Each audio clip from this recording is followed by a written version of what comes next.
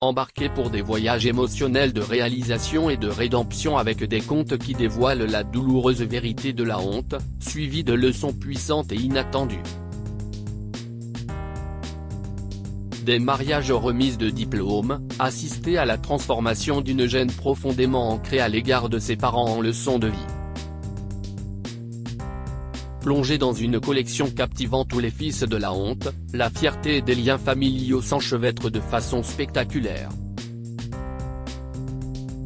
Ces histoires nous entraînent dans la vie d'enfants qui, influencés par les jugements sévères de la société, ressentent une honte profonde pour les statuts humbles ou les manières non conventionnelles de leurs parents. Des allées feutrées d'un mariage où la profession d'un grand-père devient un point de discorde au silence poignant, d'une cérémonie de remise des diplômes où l'embarras d'un fils conduit à un acte de substitution audacieux, chaque récit épluche les couches du vernis sociétal pour révéler des vérités crues sur l'amour, l'acceptation et les regrets. 1. J'ai été banni du mariage de ma petite fille après que mes enfants ont découvert que j'étais concierge. La joie du prochain mariage de ma petite fille Cynthia a été une lueur d'espoir dans ma longue et dure vie. Malgré les contraintes financières liées à ma maigre pension et au coût des médicaments réguliers, j'étais déterminé à lui offrir quelque chose de mémorable qui pourrait devenir un héritage chéri. C'est alors que j'ai décidé d'accepter un emploi dont personne ne semblait vouloir. À mon âge, devenir concierge dans le parc local n'était pas un emploi de rêve, mais c'était un moyen d'arriver à mes fins. J'avais jeté mon dévolu sur une magnifique parure de diamant que j'avais vue et qui rappelait celle que portait ma défunte femme. Ce sera parfait pour Cynthia, me disais-je chaque fois que je passais devant la bijouterie, ma détermination se renforçant. Après des mois de travail acharné, le moment d'acheter la parure est enfin arrivé. Pourtant, 2 semaines seulement avant le mariage, mon monde a été ébranlé.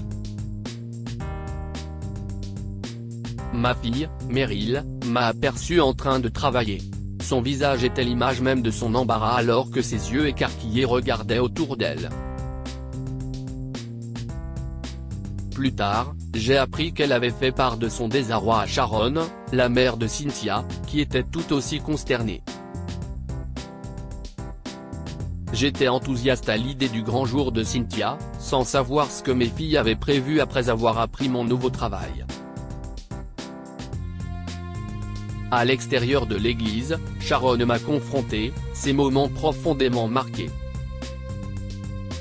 « Tu ne peux pas être ici, papa », a dit Sharon en me bloquant le chemin. Pourquoi ? Ma petite fille m'a invité. Qu'est-ce ce qu'il y a ? Ai-je demandé, en fronçant les sourcils. Papa, comment as-tu pu travailler comme concierge ces 2 derniers mois ? Peux-tu imaginer le nombre de personnes qui t'ont vu ?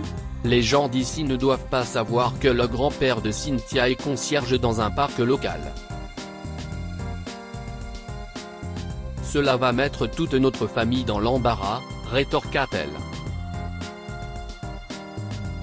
La douleur de ces mots était plus vive que n'importe quelle douleur physique. Sais-tu au moins pourquoi j'ai accepté ce travail ? Ai-je demandé calmement. La réponse de Sharon a été froide. Je n'ai aucun intérêt à savoir pourquoi, papa. S'il te plaît, pars avant que d'autres personnes ne te voient, a-t-elle exigé. Le cœur brisé, je lui ai tendu le paquet cadeau destiné à Cynthia et je suis parti, les larmes brouillant ma vue. Je n'arrivais pas à comprendre comment mes enfants pouvaient accorder plus d'importance aux apparences qu'aux véritables actes d'amour. Seul sur mon canapé, perdu dans mon chagrin, je ne m'attendais pas à ce qui est arrivé ensuite.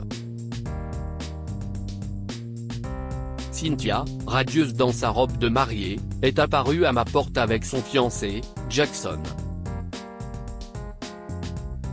Cynthia, mon cœur, pourquoi es-tu ici ? Tu dois assister à une cérémonie.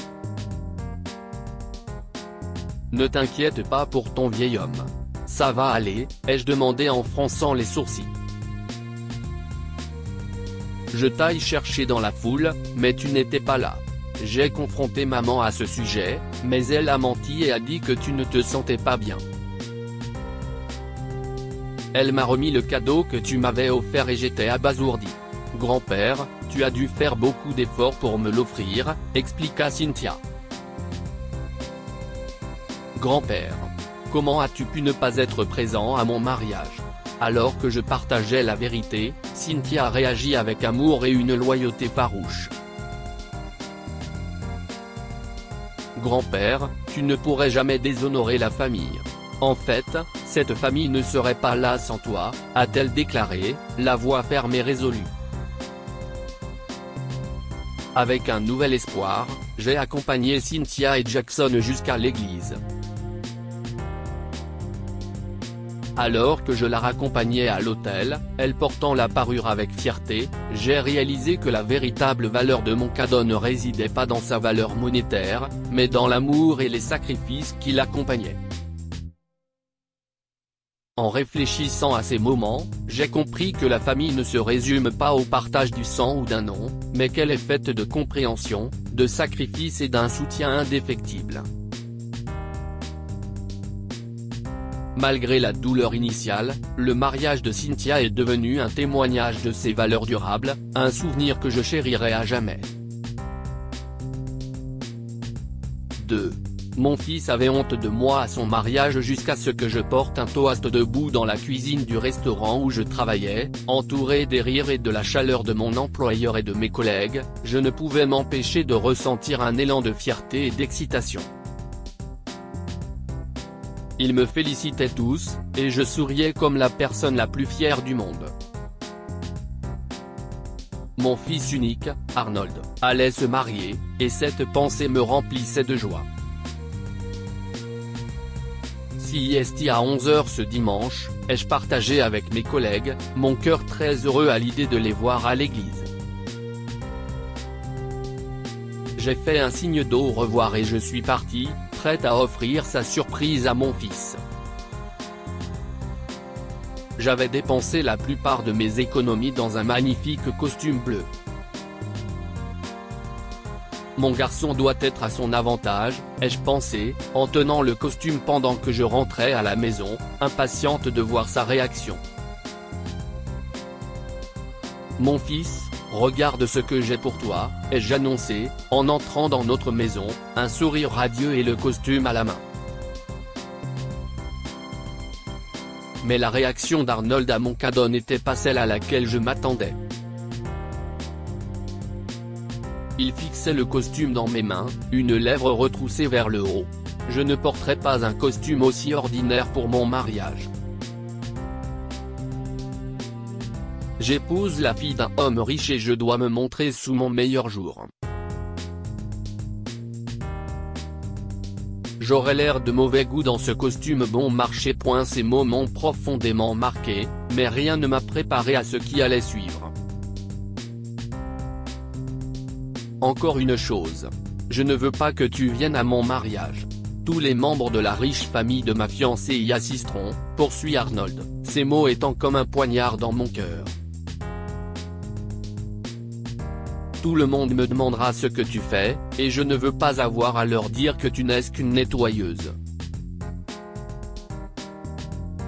Au lieu de me battre ou de plaider, je me suis retiré dans ma chambre, des larmes coulant sur mon visage, incapable de comprendre comment mon propre fils pouvait avoir honte de moi, sa mère, simplement à cause de mon travail de nettoyeuse. Mais quelques heures plus tard, je savais que je ne pouvais pas manquer le mariage de mon fils. Vêtu de la plus jolie robe que je possédais, j'ai murmuré, « Tu es trop jeune pour comprendre mes souhaits et mes souvenirs douloureux. Je ne peux pas me permettre de manquer ton grand jour, mon fils. J'arrive. » À l'église, en voyant mes collègues et mon patron, j'ai momentanément oublié les dures paroles d'Arnold. La cérémonie était magnifique, et en regardant Arnold et Masha échanger leurs anneaux, mon cœur était rempli de joie malgré l'échange blessant de tout à l'heure. La réception, cependant, m'a rappelé les reproches d'Arnold. Alors que je m'approchais de lui avec un cadeau, un vieux vase en céramique emballé avec plus qu'un simple sentiment, la réaction d'Arnold n'était pas beaucoup mieux que celle que j'avais eue après lui avoir montré le costume bleu. Un vieux vase qui traîne dans la maison depuis toujours? Si est-il ton cadeau de mariage? A-t-il demandé, le nez froncé. Mais il n'a pas compris. Pas encore. Ce n'est que lorsque j'ai pris le micro, le cœur lourd mais la voix posée, que la vérité a éclaté au grand jour. Il y a 25 ans, quelques minutes avant la mort de ma meilleure amie. Ai-je commencé? Elle m'a donné un vieux vase et m'a dit de l'offrir à son fils le jour où il se marierait. C'était un cadeau de ses défunts parents, et elle voulait que son fils l'ait. J'ai observé le visage d'Arnold, qui était stupéfait. Mais j'ai continué. Après sa mort, j'ai adopté son petit-fils et je l'ai élevé comme le mien.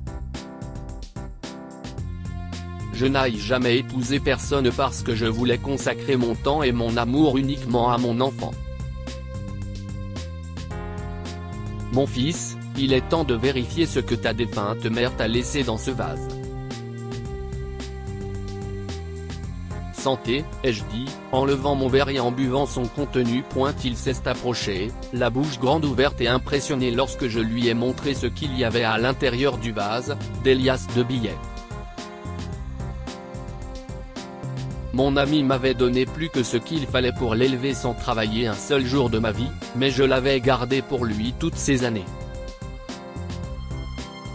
Je pense qu'Arnold a enfin compris, car des larmes ont jailli de ses yeux et il s'est agenouillé. Alors que je m'apprêtais à partir, mon devoir accompli, ses supplications m'ont arrêté dans mon élan. Maman, je suis désolé. Ton amour pour moi n'a pas de prix. Je suis désolé de t'avoir fait du mal, dit-il en reniflant. J'ai accepté ses excuses et Arnold m'a entraîné vers la piste de danse pour une danse spéciale mère-fils.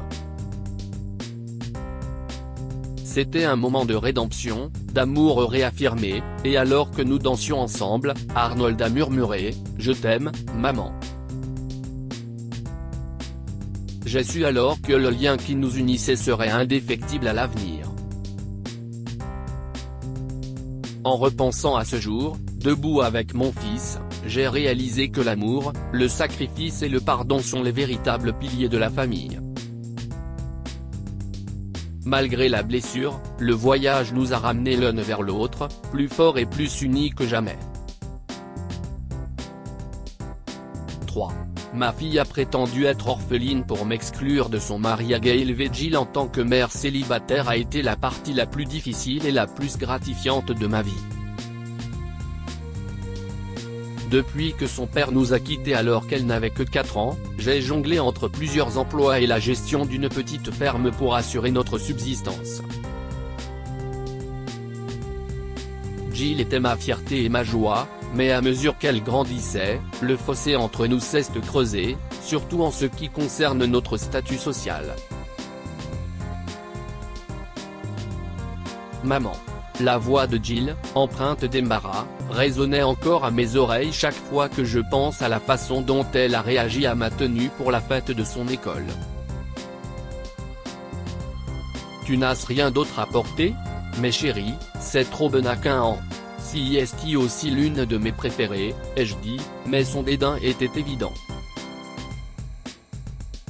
Elle ne supportait pas de voir mes vêtements démodés et répétitifs.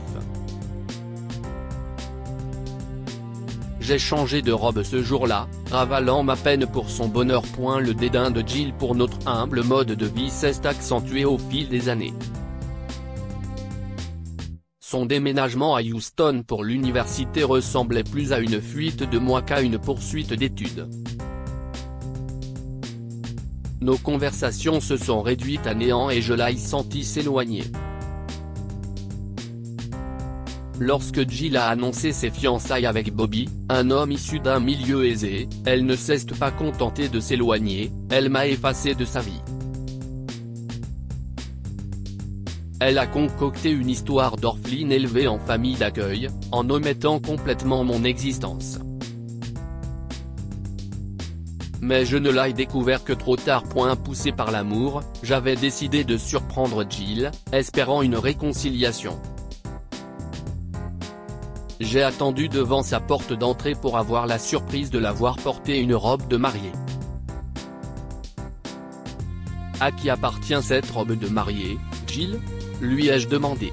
Jill m'a menti en disant que c'était la robe de son amie Gina. Elle m'a tout de même invité à entrer et m'a demandé d'attendre pendant qu'elle rangeait le sac à vêtements. Cependant, elle a laissé son téléphone sur la table basse et un message est arrivé. Je me souviens avoir regretté de ne pas avoir fouiné. Le message a confirmé mes soupçons. Jill allait se marier et ne m'avait pas du tout invité. Elle avait honte de moi, au point de nier mon existence.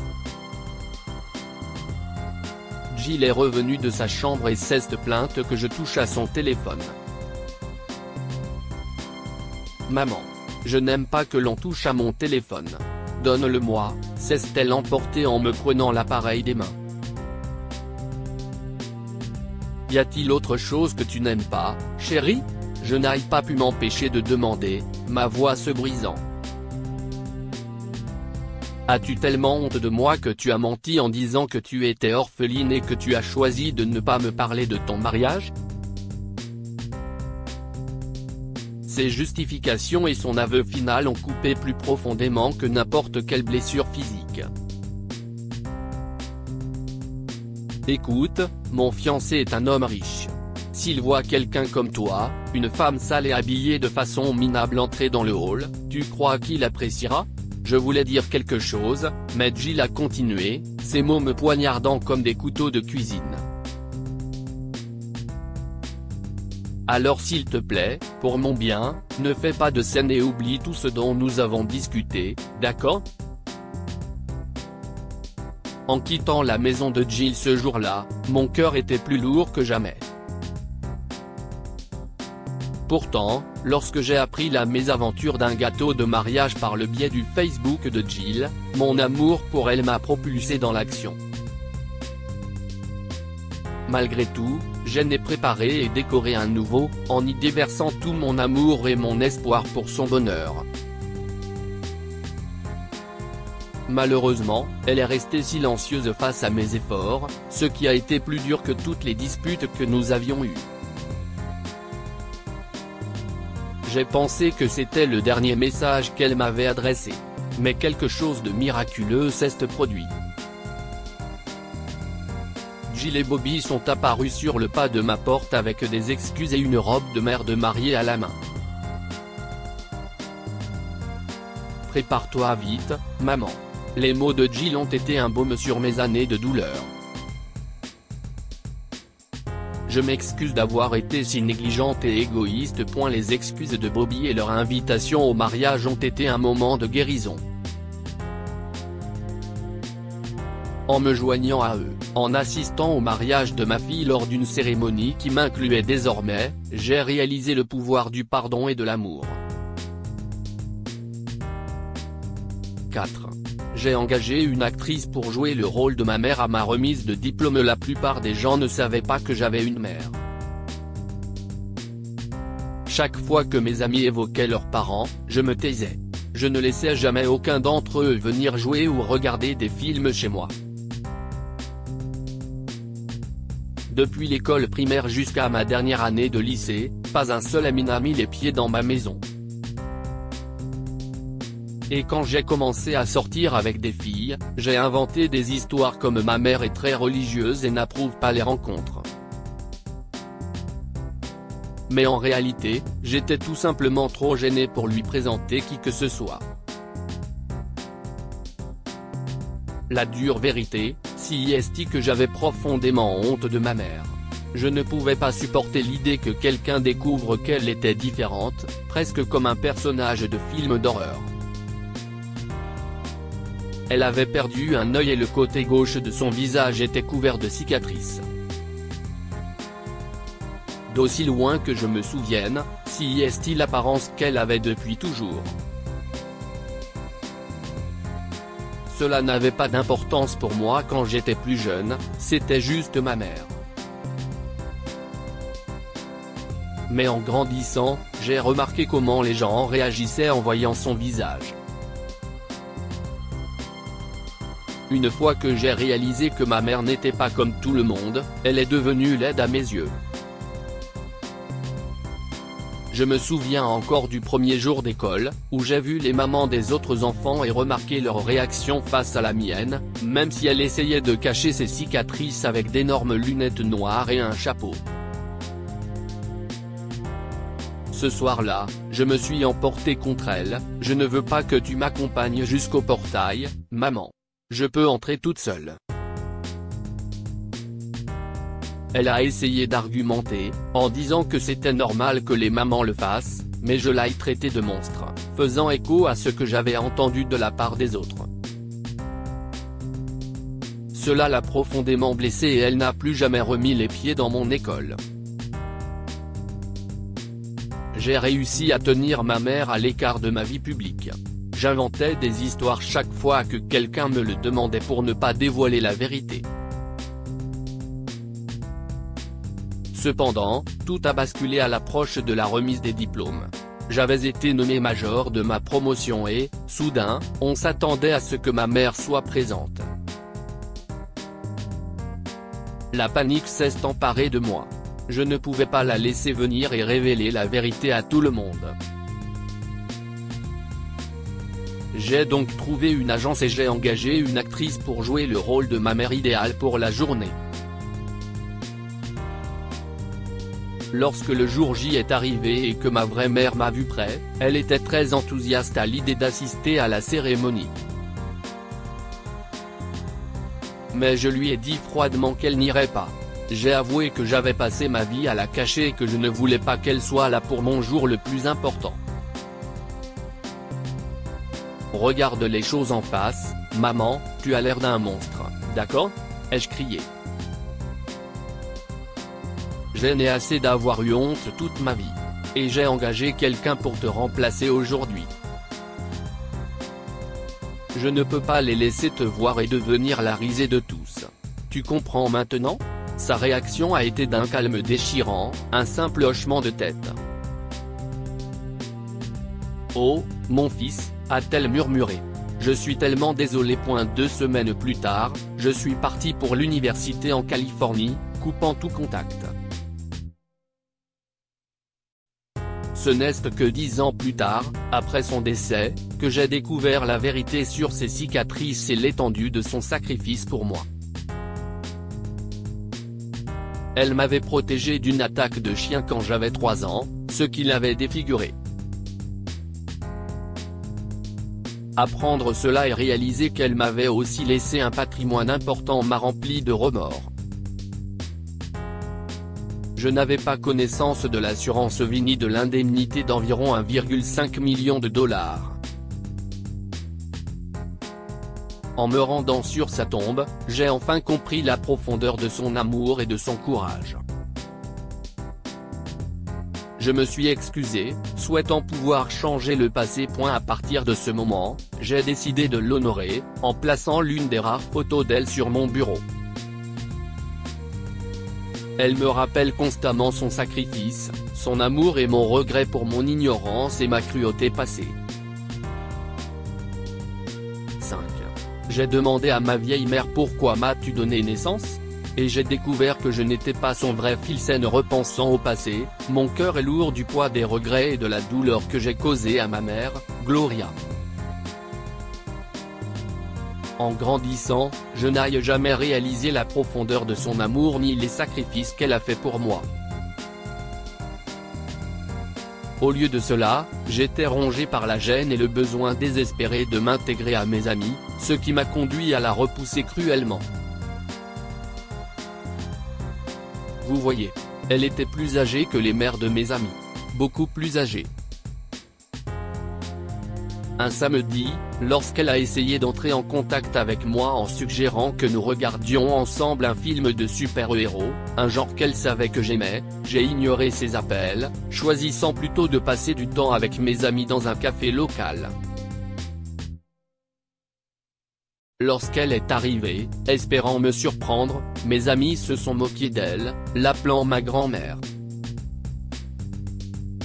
Honteux et en colère, je l'ai confronté. « Qu'est-ce ce que tu fais ici ?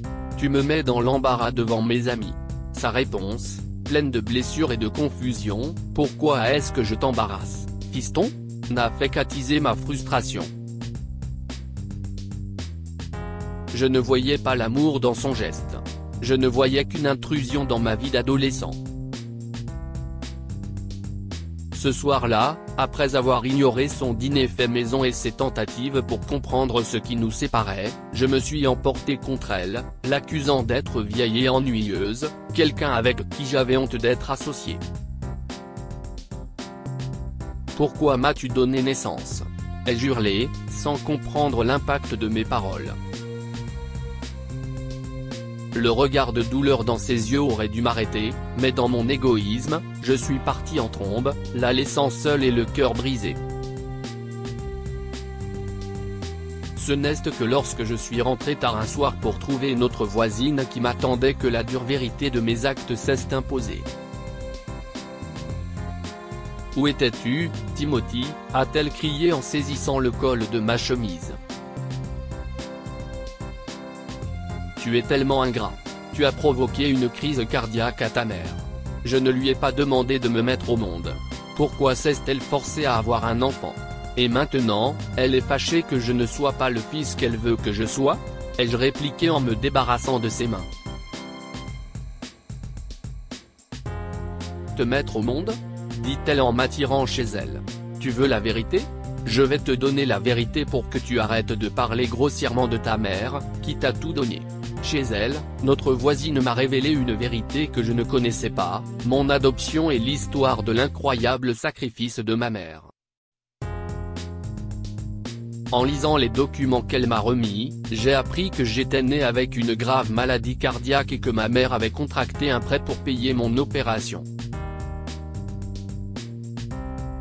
Les murs que j'avais construits autour de mon cœur ont commencé à s'effondrer au fur et à mesure que l'on me donnait des informations. Maintenant, as-tu ne serait-ce qu'une once de pitié ou de gratitude pour ta pauvre mère? A défié notre voisine. Je ne voulais pas l'écouter. Je voulais enfin voir ma mère. En me précipitant à l'hôpital, je l'ai vue allongée, frêle et branchée à des machines, si différente de la figure omniprésente de mon enfance. La culpabilité et les remords m'ont submergé alors que je lui tenais la main, les larmes coulant sur mon visage. Je suis tellement désolé, maman, ai-je chuchoté, promettant un avenir où nous chéririons chaque moment ensemble. Le chemin de la guérison a été long pour nous deux, non seulement en termes de santé, mais aussi pour réparer le lien que j'avais si négligemment brisé. Je me suis engagé à prendre soin d'elle, en apprenant à préparer des repas sains pour le cœur et en me joignant à elle pour les exercices quotidiens. Dans ces moments, alors que nous reconstruisions notre relation, j'ai vraiment commencé à comprendre la profondeur de l'amour d'une mère, un amour qui ne demande rien d'autre en retour que le bonheur et le bien-être de son enfant. Ces histoires nous rappellent que l'amour et le sacrifice des parents et des grands-parents sont souvent sous-estimés dans la poursuite de normes superficielles. En fin de compte, la véritable leçon ne réside pas dans l'embarras ressenti, mais dans l'amour inconditionnel et l'acceptation découverte lorsque nous regardons au-delà des attentes de la société pour voir la valeur réelle des personnes qui nous ont soutenus depuis le début. Dites-nous ce que vous pensez de ces histoires et partagez-les avec vos amis.